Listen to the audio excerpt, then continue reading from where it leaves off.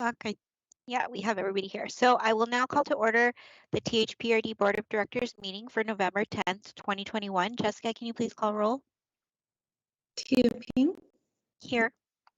Heidi Edwards. Here. Barbie Miner. Here. Felicita Monteblanco. Here. Alfredo Moreno. Here. Okay, so before we start our agenda this evening, I wanted to take a moment of silence to recognize the recent loss of Bob Waite. He was part of the THPRD family who served as our Director of Communications and Outreach for more than 11 years before his retirement 3 years ago. Bob passed away unexpectedly on October 29th, and our thoughts are with his wife, Karen, their 2 children and grandchildren, and their loved ones.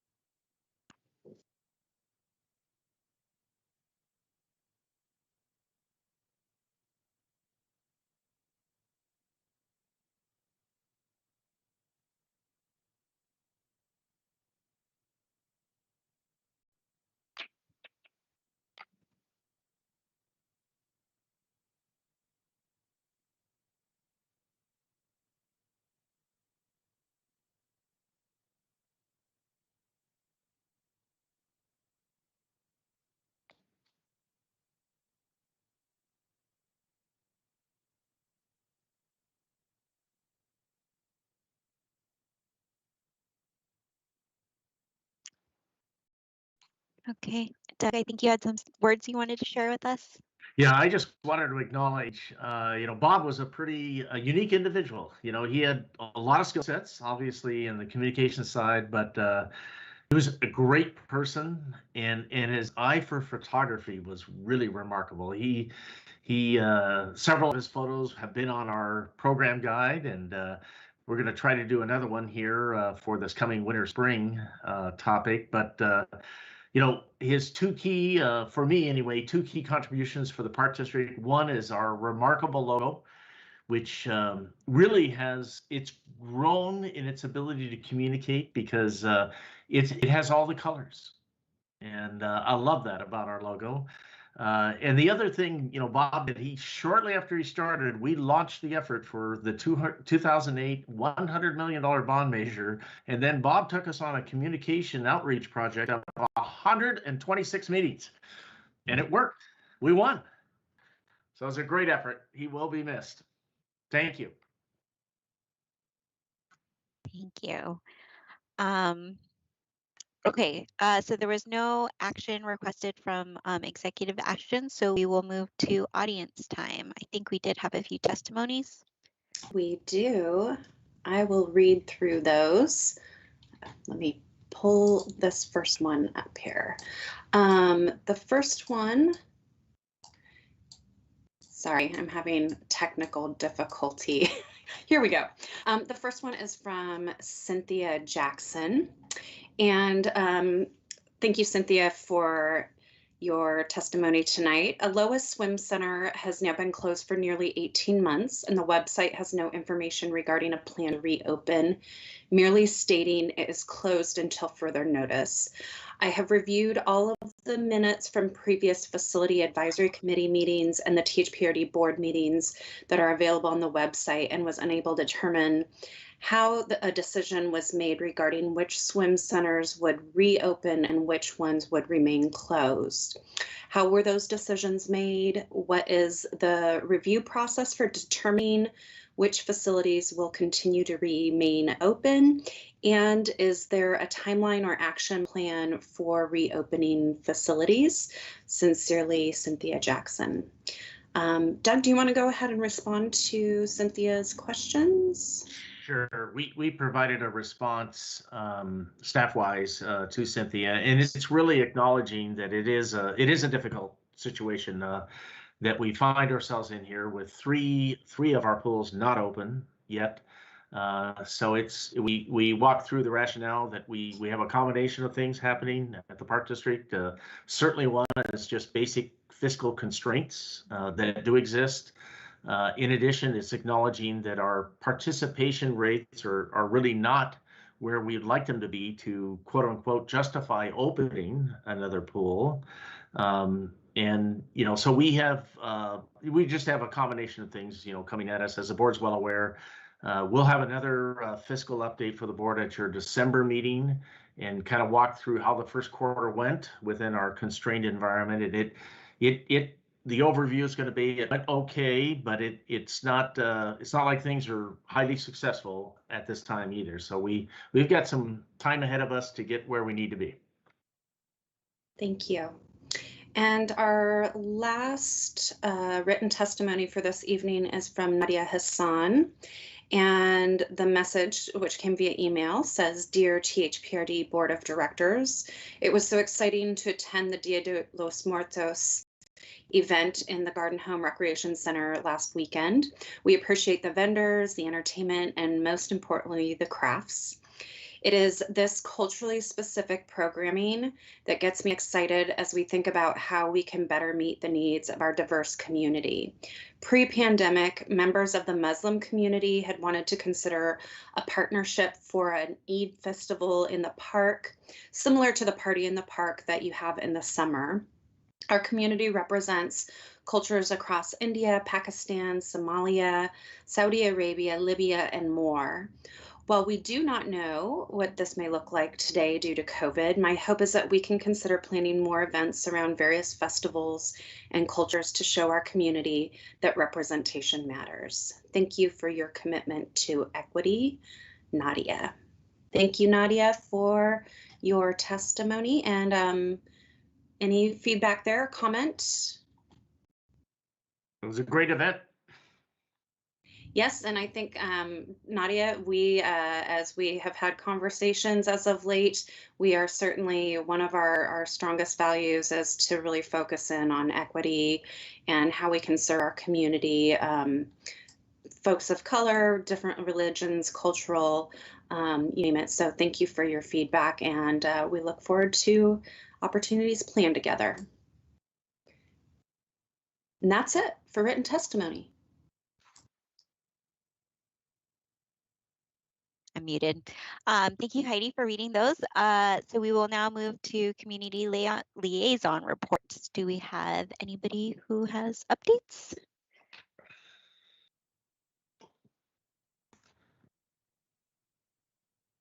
I will start with Barbie.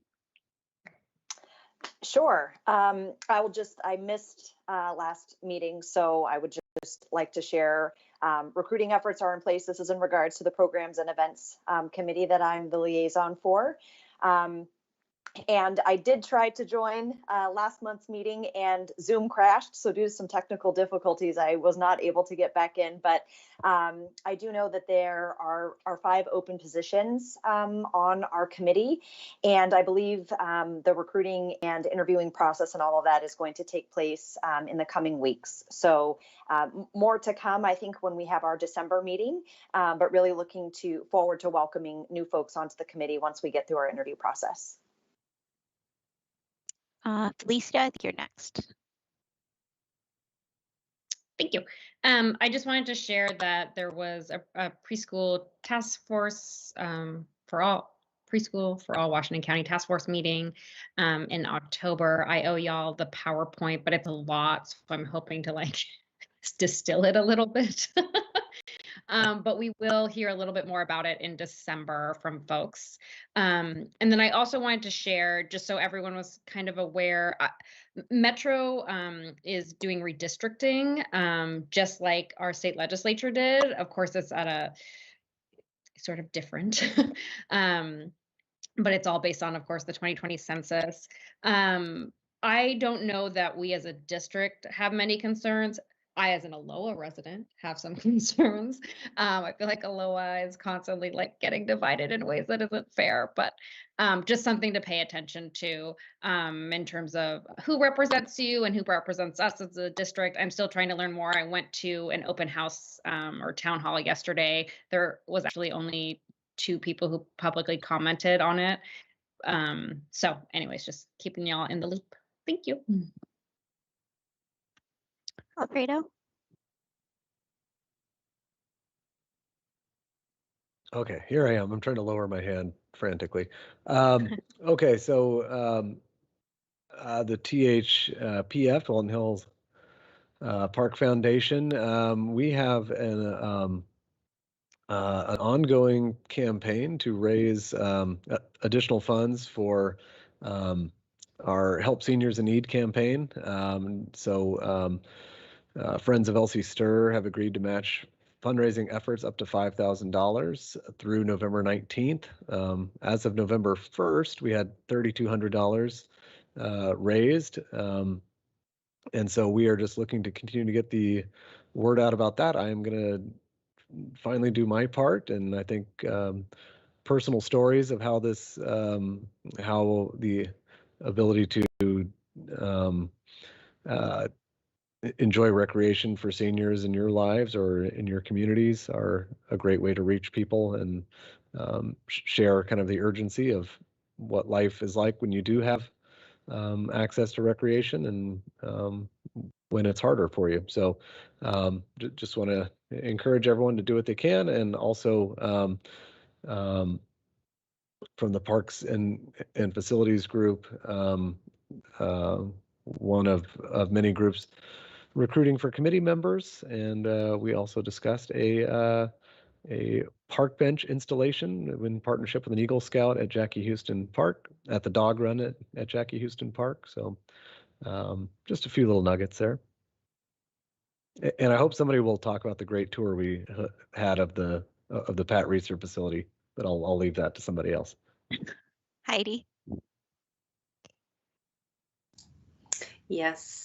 Well, the Reeser Performing Arts facility is spectacular. So I want to thank Mayor Beatty and Chris Zaukian for the amazing tour that we got to take of the Performing Arts Center, and the opportunities to connect again with our Beaverton School District peers on their board as they participated as well, and really thinking about how we as local agencies can come together and promote the new opportunities that are here in Washington County and Beaverton. And it reminded me a lot of some of my first experiences with my kids were in music, theater, and the visual arts with THPRD, and how they learned about music and theater and the arts through our services, and how it sort of melds together through the school district opportunities, but then also this amazing facility that Barbie and Alfredo and I were able to attend yesterday. So thanks to those who helped coordinate that. Really looking forward to partnerships there. And no other updates other than our pension committee was going to meet this month. We've just moved the meeting to December 2nd. So our next board meeting, I'll be able to update you on the pension committee as we meet. Great. Okay. We, as a group, had a Beaverton City Council joint meeting. So we can touch on that, and that was a great meeting. I think one of the first times that I can recollect. So it was a great meeting. We got to talk about parks and open spaces within the city of Beaverton. We got to talk about how we can, THPRD and City of Beaverton, work together for that. We got to do to talk about potential of the Metro bonds, and childcare was talked to. So we really appreciate City of Beaverton and the city councilors for taking their time to sit down and meet with us. The only other kind of liaison stuff that I wanted to bring up, and I wanted to bring it up to our board, is that we have budget committee members that we generally as a board elect, and we have 4 great applicants who actually applied for 2 positions. And so I wanted to open the conversation for potentially, and maybe Doug or Holly could give a little bit more background about restructuring potentially our interview. And I just want to be transparent with our process and involve anybody who would like to be involved or wants to be involved.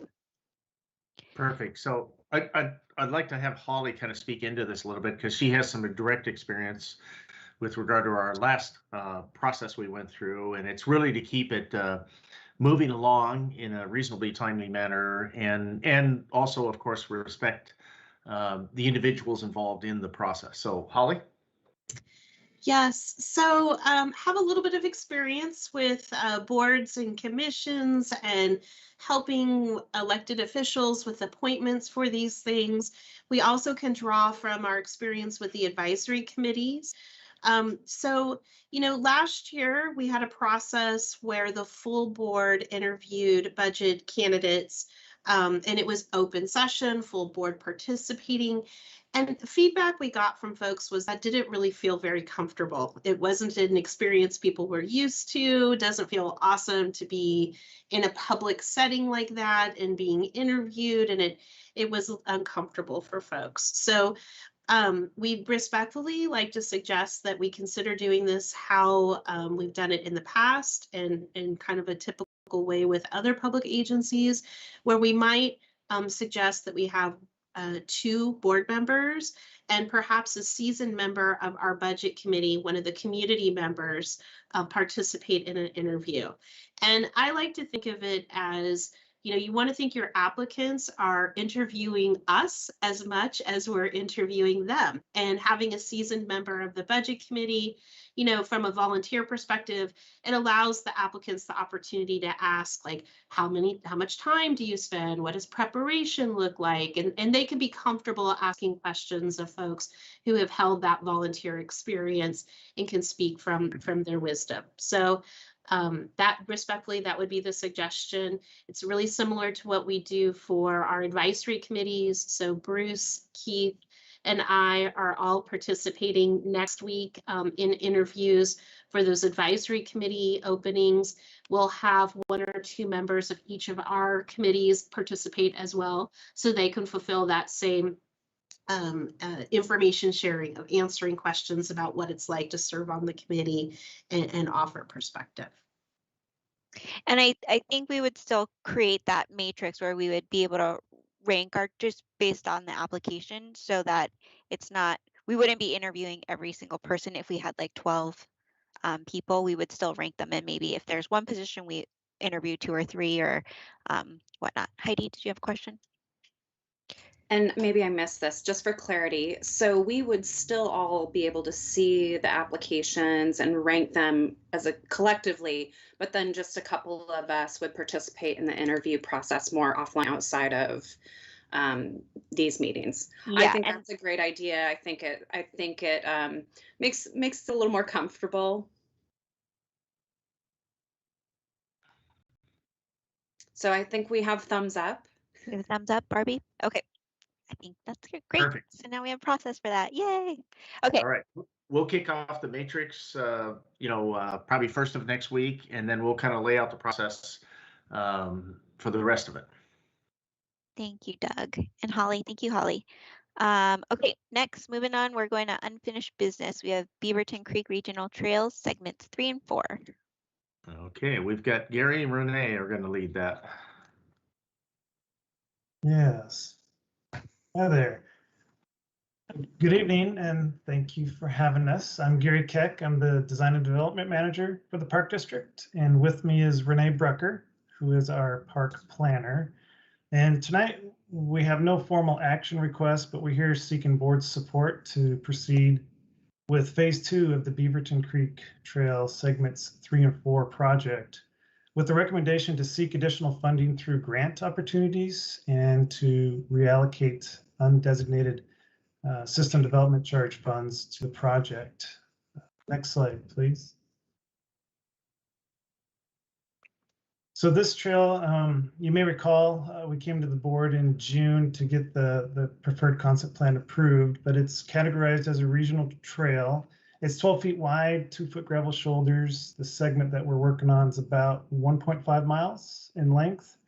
And it's funded through the Regional Flexible Funds Allocation Grant. We also have some Washington County MISTIP funds and the matching funds from the Park District's SDC program. So it totals about $4.4 million in funding for phase 2. And phase 2 includes the design, the right-of-way acquisition, and the construction of the project. And our park planner is Renee. She's been leading us through the ODOT process and has done a great job with it. It's pretty complicated. And what I'd like to do is I'll pass it over to her. We're going to briefly go through the preferred alignment with the board real quick, just as a refresher. So Renee? Yeah, thank you. Thanks for having us tonight. Our first map is the trails map. You can see here, and the arrow is pointing to the location of the Beaverton Creek Trail. It's circled in green, and you can see that it's located in the center of the district. All of the red lines on the map are regional trails, so you can see it centered. Our next slide is a vicinity map. And again, in the center of the plan is the dotted red line, and that's the approximate location of the trail alignment. And this runs from the northeast corner of Tualatin Hills Nature Park over to Hawken, to the lower right-hand corner there over by Cedar Hills Crossing area. This trail will eventually connect to Hillsborough and downtown Beaverton. The next map shows the next map will show a closer view. So this is our aerial map. And again, it is the red dashed line from the upper left-hand corner to the lower right-hand corner. And we've been working now with all of our jurisdictions and our various partners and the neighbors of the trail for quite a while now, and we continue to meet with them and planning to meet with them soon. And it's been a good collaboration with our stakeholders. Now I'll review the trail alignment with you. We've broken it into 3 segments, so we'll start with the first section. Next slide, please. Sorry, my computer's freezing.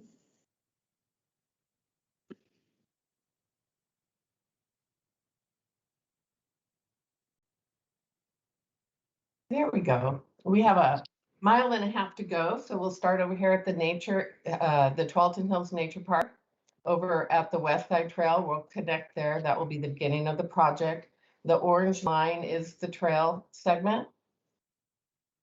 We will follow a railroad ballast on the south side of the light rail tracks. We'll cross over 153rd. And then again, stick to the south side of the light rail tracks and all the way to the Beaverton Creek Station. And at that point, there's an existing pedestrian crossing at that station over into the Nike Woods. And we will meander through the south side of the Nike Woods parcel. And this section of trail, we're still in negotiations with Nike as to exactly where that will be, but it will be along the south side there. Section 2 is our next slide. So in the left side of your screen there, we'll pop out of the Nike Woods at Terman. We'll cross over to the north side of Terman and follow underneath the Murray Boulevard.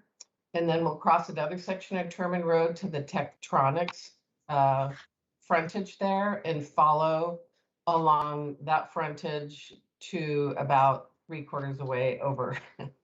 We will be crossing a couple of additional driveway crossings there on Tektronix, and then we'll pop to the south side. And on the south side is a triangular parcel. It's owned by Tektronix. There is an existing trail that crosses through there, and we just plan to follow that alignment and upgrade it to our trail standards. So when we pop out to Shannon, we're going to be right across from the Nike employee store. and the trail will cross Shannon Place, and then pop onto the Nike sidewalk that's south of their entry drive.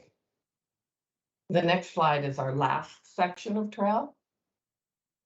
This is segment 3. And from the entrance of the Nike store, there's an existing sidewalk that goes along the South Knowlton Road, which is their driveway, the Nike Drive. We propose to widen that sidewalk to our standards, and we will follow that along to, if you can see the cross-section symbol about a little more than halfway along there, that existing trail turns to gravel, and then it follows the rest of the way to Hawken Avenue. And we will be proposing that we upgrade that, follow that alignment, but upgrade the trail to our standards. And so that's the end of our 1.5 mile Beaverton Creek trail segment 3 and 4. So thank you for listening. And Gary's going to present the following slides. That's right. So next slide, please. So as shown in the board memo, we anticipate the project funding to total 4.5 million, and that includes $160,000 in project savings from phase 1 that ODOT's going to allow us to carry forward to phase 2, which is great. We're not going to lose that. We're just going to move it to the next phase. And you can see our preliminary cost estimate now that we're done with 30% design. We're at $6.2 million. And what it does is it creates a budget shortfall of approximately 1.6 million. Next slide. So, as we discussed with the board in June, we have done research searching for additional funding sources. We've talked to ODOT and Metro. We're working closely with Cindy Dower, our grant specialist, who's been great, trying to help us find good sources. And what we've found is 2 potential funding options with some upcoming grants. We think pursuing an additional RFFA grant would be the preferred source for funding of phase 2.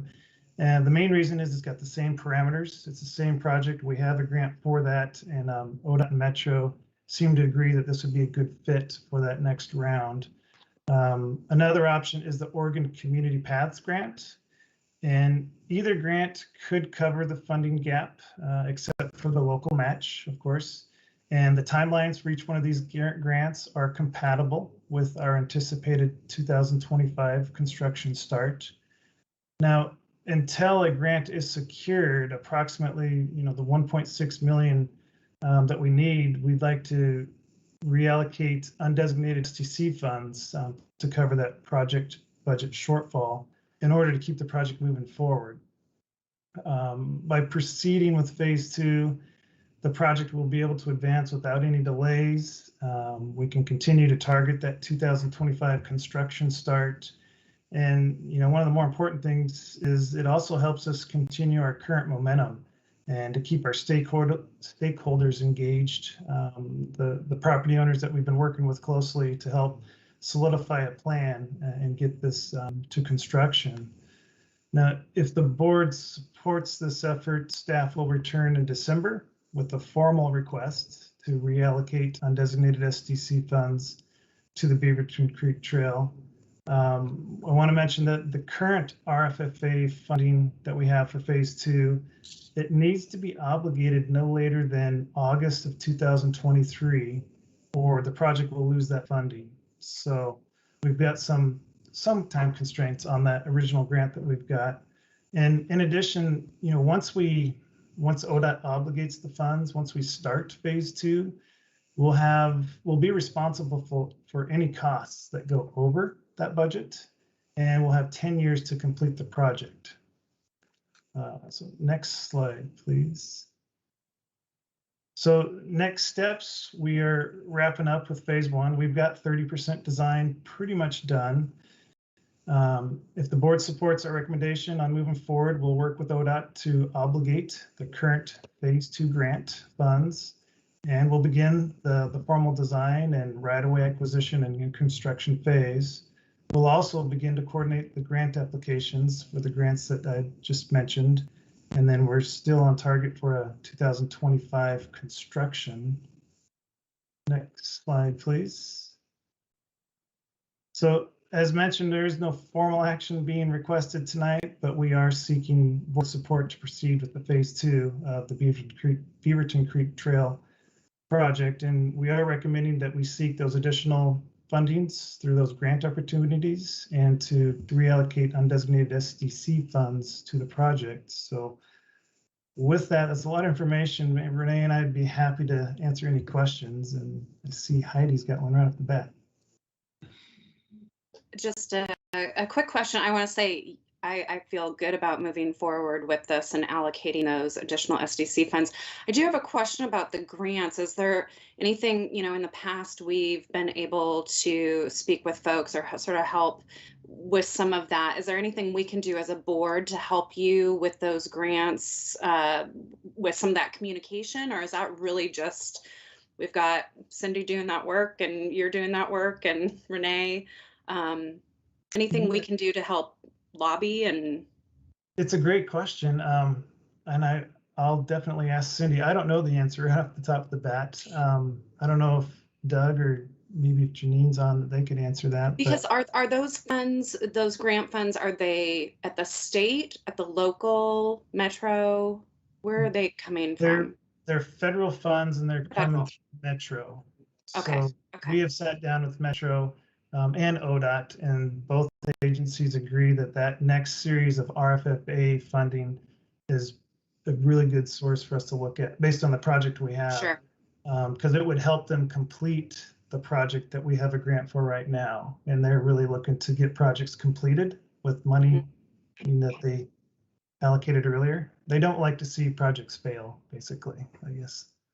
Well, just know that you have us to help advocate for that if that's something that's useful. I'll do that. I'll talk to Cindy Dower, our grant specialist, and see if there's an opportunity that we could look for. I appreciate that.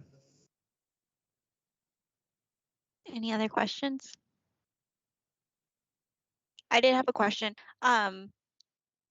So if we allocate that money, then when we get that grant, does that mean that grant backfills it and then we pull that money out? Am I understanding that correctly? Yeah, Back to the general fund. Yep, that's the intent. Okay. I think of it as we're kind of bridging the money. We'll use our SDCs to keep the project moving forward. And if we get the grant, that money would go back to the SDC funds. With the exception of, we'll have some local match that we'll need to keep in there, but it won't be the full 1.6. Okay, and then why is it that we are at the budget shortfall? Is it construction costs increased or? Yeah. Yeah. This project, some history. We got that original grant. Renee, correct me if I'm wrong, but it was like 2015, 2014. Oh. And this project has it's taken a long time to get where we're at, going through the processes that we're having to go through. And it's been escalation of costs. So you were correct. Okay. Escalation of costs. Now we have a little more design, obviously, and we've got some barriers that we're trying to work through with, the wetlands and the Nike Woods and some utilities and street crossings. We got a little more actual costs. So that's where we're at right now. And then if we waited till we got those that would delay it we wouldn't be able to do anything from now until then. Is that right?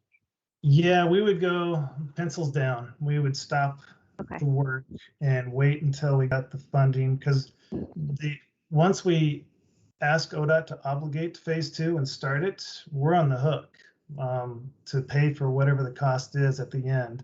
That's why we want to talk to you all tonight and make sure that we're good with using SDCs right now, and then also pursue those 2 grants. But if we would have to wait until those grants are given to us if we wanted to wait, and that would push us back at least 1 construction season.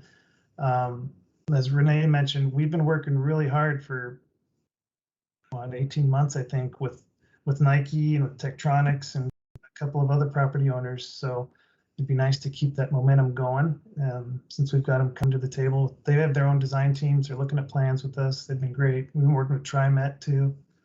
So. Sounds good. Thank you. Anybody else have questions? So I think you just need like a thumbs up or something. Yeah, yeah. So you'll, before we head to consent agenda here, the next time you'll see this will be for the December meeting, but it'll be under consent agenda. That it will be just that authorization of funds, and then we move forward. Gotcha. Thank you, Gary Thank you. and Renee. Thank Perfect. you. Appreciate it. And I have to move back because I skipped over consent agenda. No problem. We're moving right along. Yeah. Do I have a motion at all for consent agenda? Yes, I would like to move that the board approve the consent agenda as submitted. Thank you. Do we have a second? I'll second. Jeff? Barbie Minor, Yes. Alfredo Moreno, Yes. Felicita Monteblanco, Yes. Heidi Edwards, Yes. Tia Ping. Yes. Okay. All right. Continuing on. General's Manager's Report. You bet. We're going to have Mark Pierce start us off here, and uniquely, he's going to provide us an introduction for Angel, and this is a great story here. Thank you, Doug. So good evening. As Doug said, I'm Mark Pierce, your Safety Services Manager. And along with Angel Ruelas, the Safety Services Lead, we want to provide you with a quick update on the Safety Services Department and some things that we've been doing. So with the next slide, I'd like to introduce Angel, who has begun work in the lead position that you all funded in the FY22 budget.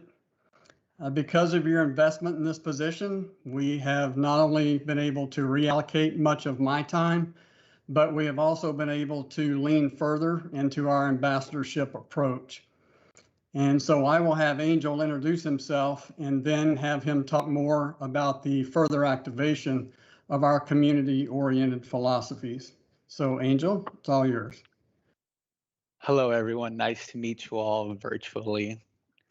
Okay, so I'll just give you a little backstory of how I ended up here pretty much. So I originally started at THPRD at the Athletic Center as an instructor for basketball.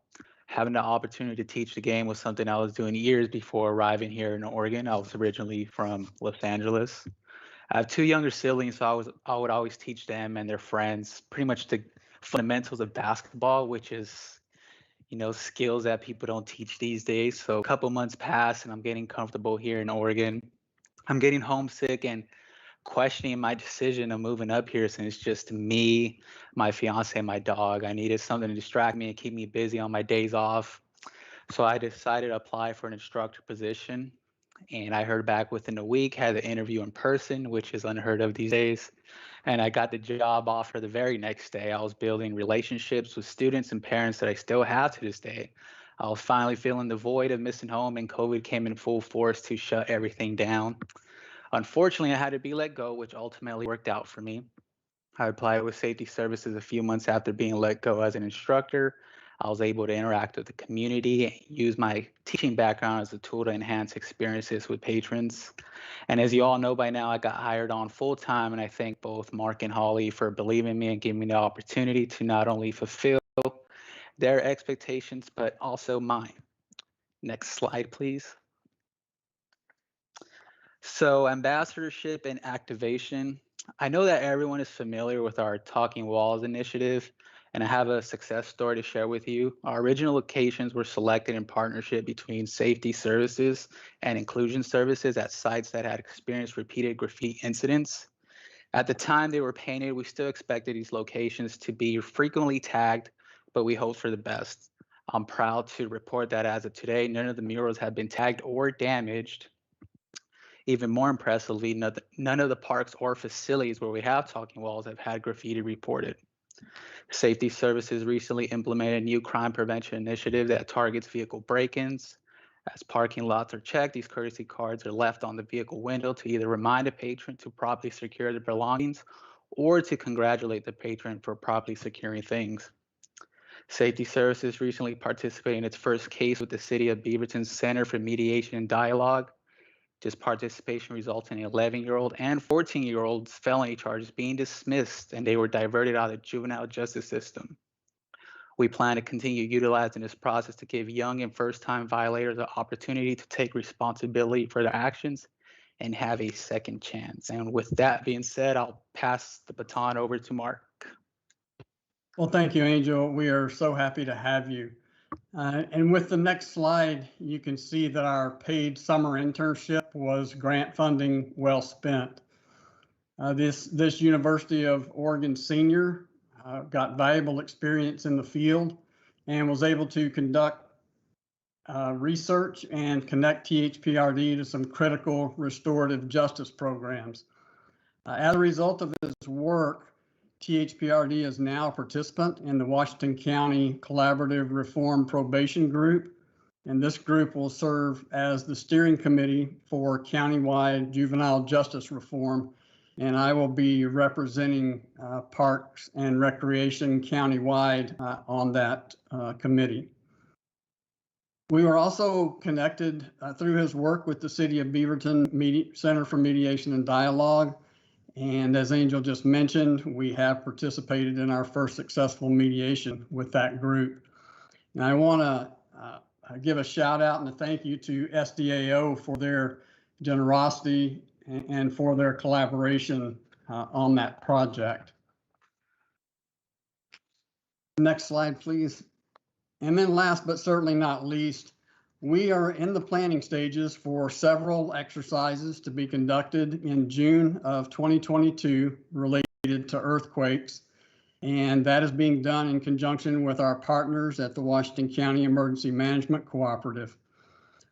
We are also a recent addition to the Washington County Natural Hazard Mitigation Plan, which will open our federal funding eligibility for things like equipment and building retrofits that help mitigate damage caused by natural disasters. THPRD is also now a recent partner with PGE for them to activate a community resource center at the HMT campus in the event of widespread power outages. And those would predominantly be power outages related to wildfires where they have to shut power grids off. The center would provide water, ice, and charging stations to members of the communities that are affected. And back in September, in conjunction with PGE personnel, we conducted a functional exercise to test activation of that community resource center. And then in conjunction with Nature and Trails, we are also working with TVF&R on wildfire mitigation plans and proposed emergency locator signage on our trail system. It is important to point out that none of our emergency operations plans work without the partnership between safety services and maintenance operations. And maintenance operations provides those employees and that equipment that's needed during district emergencies. And like many other public agencies, THPRD's buildings and properties serve in many roles beyond their main purpose during community emergencies. So the items that I have just mentioned are all new and recent efforts that would not be possible without your continued investment in safety services. So I want to thank the board for your continued support as we strive to better serve all of our patrons. And with that, I am certainly happy to answer any questions that anyone has.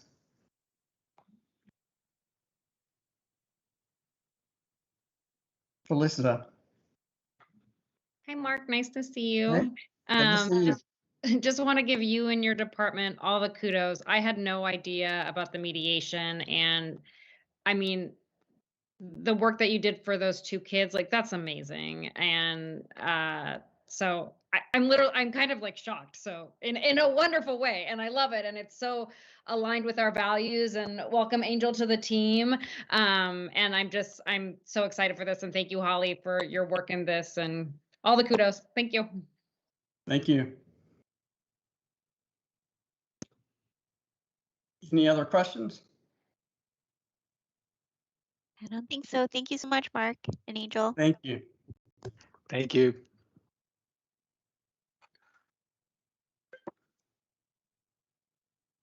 All right, next up it's Baker Loop. Baker Loop, and Gary and Tim will carry this one. Thank you, Doug. Good evening again. Thanks for having us tonight.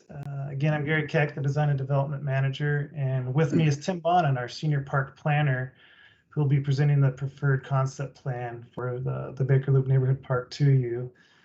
Tonight, staff is requesting the Board of Directors approval of the preferred concept plan for the Baker Loop Neighborhood Park. The district hired environmental science associates to provide the professional consulting services for this job. We also established our typical internal design team, which included staff from our maintenance department, risk and safety, planning, and sports. And we also added a programming staff member to our team, which has been really great. It's helped us find some design solutions that could allow more programming in our parks in the future. With the design team's assistance and extensive public engagement process led us to the preferred concept plan that we're going to show you tonight. And overall, the public's been really positive, and we have some great responses.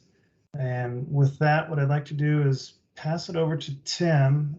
Tim's been managing this project for us. He's doing a great job, and I'll let him go through that preferred plan with you.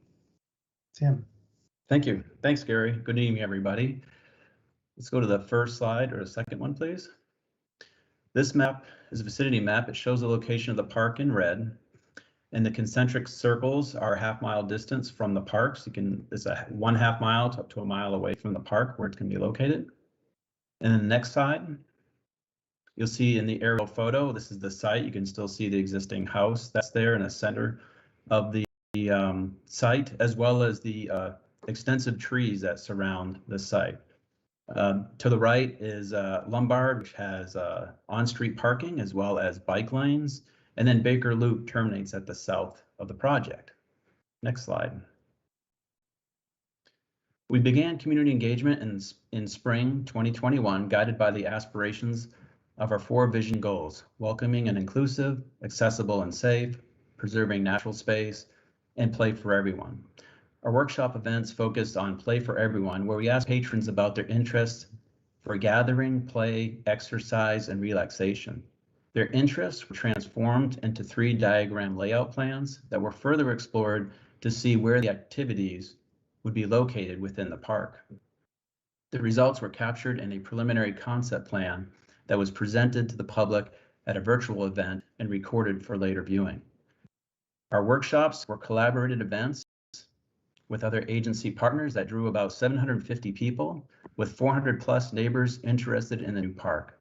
The events and surveys were promoted through various avenues in English and Spanish, as well in some cases Arabic, including postcard mailers, a project website, and social media. In total, there were 8 partnering locations, events, and networks with a focus on community members local to the neighborhood. The project webpage hosted bilingual information, 3 surveys, and YouTube presentations for those unable to attend. Next slide. The feedback from the final presentation was positive and is shown here as a preferred concept plan. The concept plan preserves many valuable trees, as well as maximizing the space. In the next series of slides, we'll go over the major design elements. Next slide, please. The concept includes both hard and soft paths with access to Lombard and Baker Loop, plus an internal looped path. The images to the right show a soft surface path, which would be a gravel surface, as well as hard surface, which either could be asphalt or concrete. Next slide.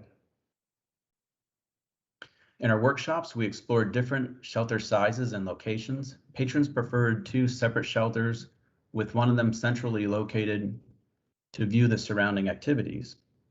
We will pursue rentable shelters with the city, as well as other opportunities to make them more flexible to meet programming needs. One idea we are considering is using movable tables in these shelter spaces. Next slide. Play areas were high on the list with activities for multiple ages, and we heard shade was important too. With this site, we have a unique opportunity with a large number of mature trees that will cast shade across the site. Next, please. We will include nature play, and Nature Exploration, which both spaces will be nestled beneath the canopy of trees. Next, please. Water play was a very popular request at the workshops. We are looking to incorporate a small hand pump water feature that would be appropriate for neighborhood park. Next, please. We heard neighbors wanted a small hard surface area for other activities such as hopscotch, foursquare, or half-court basketball. So we're proposing a multi-purpose court. Next, please. And finally, our last park element, open lawn for passive recreation. It's non-program space for picnics or family events, people just to gather. And I would like to add, we heard some requests for community gardens, but most patrons desired amenities such as the multiple shelters, water play, traditional play, nature exploration, as well as preserving as many trees as possible. Next, please. And with that, I will turn it back over to Gary. Yeah, so to finish up here, as shown in the board memo, and the estimated project cost for this preferred concept plan does exceed our project budget, and it will require additional funds to complete the project. Staff does intend to submit a grant application in the amount of $750,000 to the local government grant program this coming January, and that will help cover that budget shortfall. But if necessary, staff will seek additional STC funding at the time of construction award, which would be in a couple of years. So the preferred concept plan, we feel it fulfills the district's goal to deliver a new neighborhood park to an underserved area, and the design best reflects the conversations that we've had with the community. As mentioned earlier, staff is requesting the board of directors to approve the preferred concept plan for the Baker Loop Neighborhood Park. And but with that, if there are any questions that the board has, we'd be happy to answer them or go back to any of the slides you want to see. Felicia? No question. This is great. I'm just like so excited about the idea of movable tables. Like it completely changes what's possible. So I'm just like super excited, and I love that idea. And I think our shelters could be utilized even more. I have no doubt that that's logistical and tricky and anyway, but I know THPRD is up to the challenge. So thanks, Gary. Thanks. You bet. Yeah, it is something that we're looking at for this site for sure, and there will be some things we need to look at. The current standards we have now, they're heavy tables. They're 284 pounds. So we're going to be looking into that further to see if we can make these spaces, like I said, more flexible. And I really, a shout out to our programming staff who we've added to our internal design team. It's been really useful to have their thought on these sites too. So I think we're good. We're moving in a great direction in this design. I'm happy about it. Anyone else have questions? Alfredo? Also, just a comment from me, just super pumped about this concept. I think everything you've shown and factored in, from the shade to the multiple locations for the shelters and the trails that go around, it's just going to be reflects a great investment in this community, and to have a walkable park that has is going to be clearly such a gem is speaks loudly, I think, of THPRD's what THPRD's investment in this area, and so I think it's great. I'm very, very proud to have my name attached in some small way. So thank you. Thank you. I had a couple questions. Gary, do you know how many trees are actually going to get cut down at all? I mean, this is like a beautiful park. It's amazing. And I think this is I love that we're using all the trees and the shade and stuff like that, because I know this is like a top priority for a lot of parents in the summer, is trying to find which parks have shade. So I love that our playground is right under trees. Yeah, we agree. That's one of the things that came out of the public outreach, is the preserving the trees. And like you said, I think it's very unique that we have a site where we can design into these trees and get automatic shade right away. So Tim would have the answer on the amount of trees that are coming out or staying in. Tim, do you want to follow up on that? Yes, currently there are about 9 trees that will come out, and there'll probably be a few more because some of them are actually rooted right into the house, and they need to come out. But those trees so far aren't of high value. You know, the ones we're really focusing on are preserving the big Douglas firs, that big green sort of at the lower bottom of the site and along Lombard. And again, we've been working with the city on this early on, that's why with that cul-de-sac shape, it's not their standard cul-de-sac, is that we were actually able to work with them and bend it off to the side to get it away from that grove of trees. So we realize that trees are very valuable to the district as well as to the community, and so we'll look to preserve as many as possible. Great, thank you. And then my other question is, I know the shelters were, I think they were 20 by 20. And you guys had programming. Is that big enough of a space to do like a fitness in the park, like a Zumba class or a Tai Chi class or outdoor kind of class during the winter or something?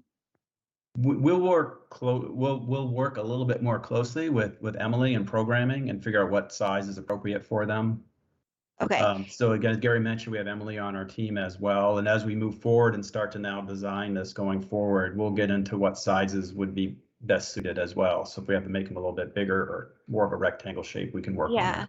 Well, my only kind of, I know the public, and I don't want to go against what the public said, was having separate shelter spaces, but I don't know if it was presented in that potentially we could, if we were to do like a 20 by 40, you have so much potential of having different events out there that are hosted by us or other community members. So it brings spaces for people to do larger gatherings. And then it also, we could host, winter outdoor, outdoor safety kind of fitness classes, and kids can still ride bikes and stuff if they have the space. And so, so I mean, I don't want to change plans or anything, but moving forward, that's kind of something hopefully that you guys can have on the back burner. If we're already creating shelters and stuff, the movable tables and the large spaces would be really ideal. And another thing we look at is the parking availability. So it's not like we're not going to want to invite a whole bunch of people to this site, because then the city of Beaverton will start looking at trip counts and whatnot. So if we make something, that's something we consider, I guess, is what I'll say. The land use process is how many trips do we envision coming here and what kind of parking do we have? We do have some good parking in Lombard, though. I'll say that for sure. So. Yeah, no, I mean, as long as we start to develop parks, if we just think about that, it could serve as like, food places we can hand out food and those kinds of things, or vaccination clinics. And in the future, hopefully we don't need those kinds of things after this pandemic is over, but just in case, and it kind of worked towards having our parks be 4 seasons would be great. But love, like Felicita said, the movable picnic tables, I think, is a very, very good idea. Great, thank you. Okay, thank you guys so much for the presentation. You bet. On to our last agenda item, resolution naming new neighborhood parks, and Liana is with us. Oh wait, time out. Do I need a action item, right? Yeah. I need Gary something from us. Sorry about that. That's it's okay. I'm happy to make a motion. I move that the board of directors approve the preferred concept plan for Baker Loop Neighborhood Park as presented. Second. I second. Oh, sorry, Heidi. Second and third. Alfredo Moreno, Yes. Felicita Monteblanco, Yes. Heidi Edwards, Yes. Barbie Miner, Yes. Tia Pink. Yes. Okay, now we can move forward. Sorry. All right. Okay, I think we've got Liana with us here, and she'll handle the next agenda item. Yeah, so, yep, there's Liana. Good. So with me tonight is Liana. You all know her. She's our community engagement specialist. And tonight we are seeking the board of directors approval of resolution number 2021-15, which is naming 2 new parks. And Liana's going to walk you through the naming process that we've undertaken for this project. But I just wanted a quick acknowledgement that we recently received the 2021 ORPA Planning Award for our naming process that Liana's been working on with us so hard. So we're real excited about that. And she's done a great job leading us through the policy and updating that policy and implementing it now, which you'll see tonight. So Liana, I'll pass it on to you and let you go through the presentation. Thank you. Hi, everyone. I'm so delighted to be here. And thanks, Gary, for that great introduction. I'll try to live up to it. Jessica, you can move us to the next slide there, please. All right, thank you. Again, tonight we're requesting approval of the resolution. These are just some images to remind you, about what engagement looks like as we move forward. And I'm going to be talking a little bit about that as we go through here. Jessica, you can go ahead and move us to the next slide there. Especially for our board members who just started with us fairly recently, I wanted to lay a little bit of background information out there for you, just to give you some context of kind of how we're working to name parks and trails. And so, as Gary mentioned, in 2019, not long after I got on board, we started working on our naming policy, rewriting that, and trying to integrate opportunities to be more inclusive, basically. And as we started that project, we also started something called the Names Catalog. And that is a living document. We continue working on that even today. And it's basically a list of names for new parks and trails with background information. And the aim is to reach better equity between our communities and our site names.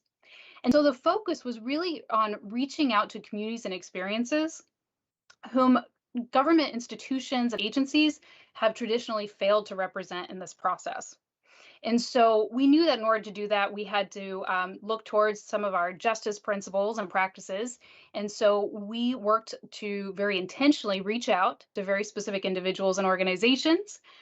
We engaged them through in-depth conversations, interviews, supplemented by historic and photographic archival research. We had a great team of interns to support us through getting this project launched. And then the outcome, the hope was really to honor and value diverse experiences and identities and cultivate a sense of welcome with names that emerged from within the communities, not that were adopted, in a way that was culturally misappropriated. So that's the intent of that project.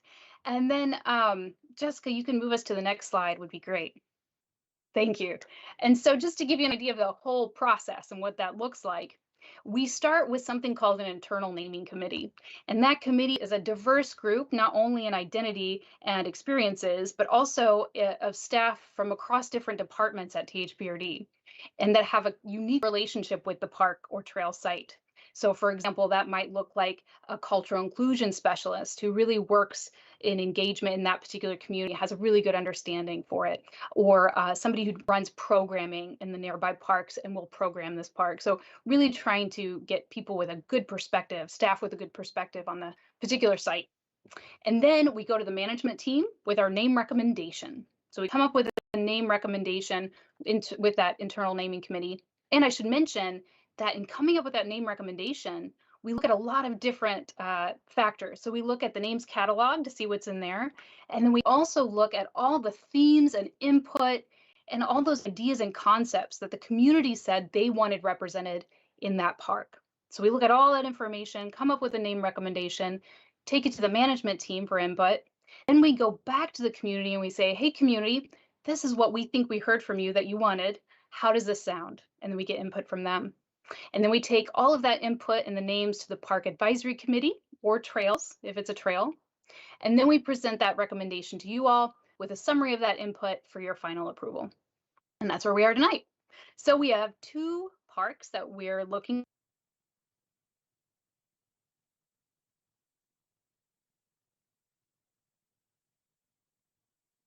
Oh, you can move us forward, Jessica. I'm not sure. There might be a lag on my end. Sorry, yeah, there was a lag. Oh, no worries. Oh, great. Okay, here we go. So the first park is in the Highlands area. And so in the Highlands area, this development is called Highlands, and that's how we temporarily named the park until we got a more formal name. And this park is currently under construction to be completed this fall. Something unique about this particular engagement process is that I came in at the very tail end of the engagement for this park. And even in that small amount of time that I worked on this project, myself and the team heard over and over again in this neighborhood how important family is. And not just immediate family, but our extended family in this neighborhood, friends, all of those people that they consider family, and across the generations. And in fact, the play area is designed with that in mind. And so when the internal naming committee picked a name recommendation for this park, this felt like a really natural fit. So it's Parivar Park, Punjabi and also Hindi for family. And it emerged from a conversation we had with Jiraj, who was with the Asian Pacific American Network of Oregon. And he shared the importance of family, not only among South Asian communities generally, but very specifically speakers of North Indian, Punjabi, and Hindi. And so the why, pretty straightforward, but just to review that, it really connects to the gathering of family, friends, play, sharing meals, celebrating, getting together with all ages. So that's our first name. And then the second name, and you can move us forward there, Jessica. Thank you. The second name is for our new park coming to Southwest Baker and Lombard that you just saw the concept plan for. So that's perfect. And so La Raiz Park, the name, is Spanish for the root. And this name was a little bit unique. The way we came up with it, the committee came up with the name, is because the committee looked at the names catalog. But even more important with this site is we had this opportunity, to start really jumping into community engagement more deeply and more extensive than ever before, because THPRD has community engagement staff now that are able to support our teams in doing that. And so we had this opportunity to really get to know what the community wanted to see in terms of themes and those ideas and concepts they wanted represented in their park. And this we felt was a really good match. So it emerged from those conversations with community members and matched themes that we heard in the names catalog and from our surveys. So the why, there are so many whys with this name. I can't even list them all. But I tried to come up with a description here to at least have a real foundational understanding of one way this name really connects, which is that, we can think about trees living in interdependent and interconnected relationships, that they share nutrients and they communicate. And like tree roots, our paths are connected and deeply bound by history and the ways we've come to this land. And we grow together when we work to understand these relationships. And in many different ways, this name is very connected to what this site is, not only culturally and in the neighborhood, and but also ecologically. So that's that name. Jessica, you can take me to the next slide there. And this is just to say that when we talk to our advisory committees, when we talk to community survey, or we looked at the community surveys and talked to community, what we heard was positive feedback received from them. Specifically, we heard, that they see that we're working to create a welcoming environment and reflecting diversity of our community and our names. And the one that really stood out to me was appreciation for continuing to search beyond the dominant culture as we do this work. And the other thing I want to mention, just as a side note, how awesome it was to hear from community members on these names. We got feedback on the spelling of Parivar and how we can improve the way we spelled it based on histories, cultural histories. And so it made me feel like this process is working. We're getting the feedback we need, and then we come up with, we're bringing forward names we can feel really confident about. And the next slide, Jessica, I think this is my last one. And this is really just to give you an overview of where we go from here in the context of this work. So requested action, of course, get the names approved by you all, hear your recommendation, and then, or hear our recommendation. And then second, I wanted to mention that, of course, we'll be developing that names catalog as we move forward, And I'll be continuing to reach out to different organizations and individuals to develop that living document. I want to mention that land acknowledgement action and relationship building is a critical piece of this work. And it is something we're slowly working on. And when I say slowly, what I really should say is thoughtfully and intentionally, because we realize the complexity of this work. And we want to make sure that we don't engage in cultural misappropriation as we move forward. So we're trying to be really thoughtful about that. And then the next thing I want to mention is that we will continue to integrate the naming of sites during the concept planning, so we can really connect all those different pieces, the name, the theme, and all of the amenities in a park and an identity of a park. And then last, of course, that we'll do our best to support interpretive signage and art integration that connects to those themes and the names and the community. So that's all I got. I really appreciate your time, and I would love to hear any comments or questions that you might have.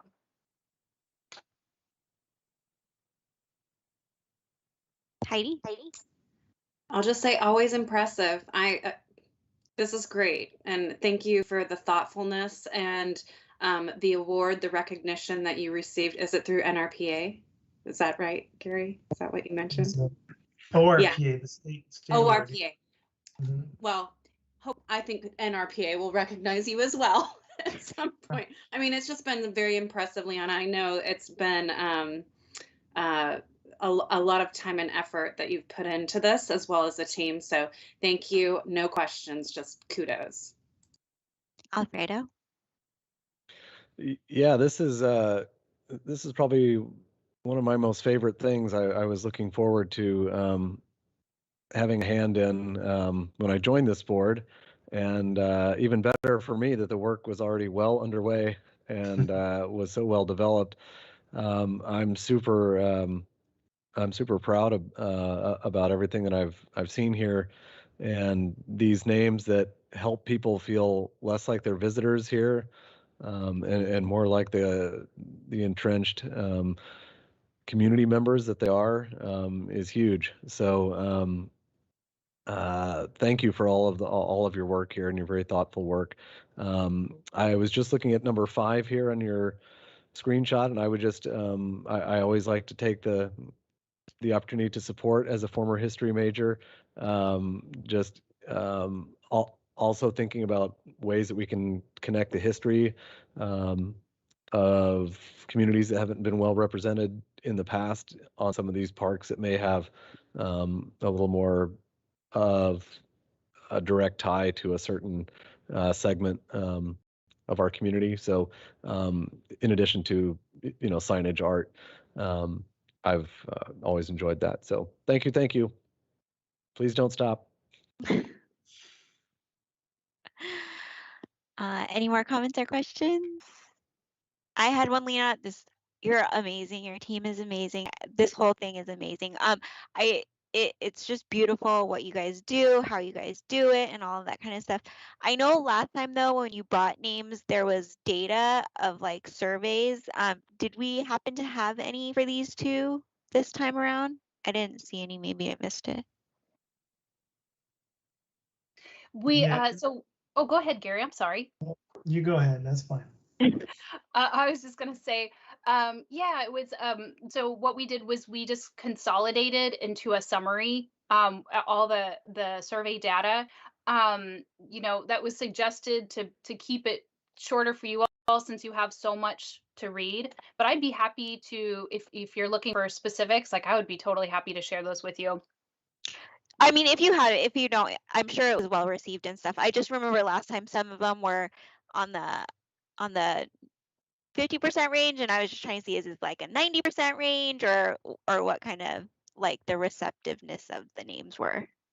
Yeah, if you we do in one of the attachments, and forgive me because I can't remember which one it is. I provided a summary.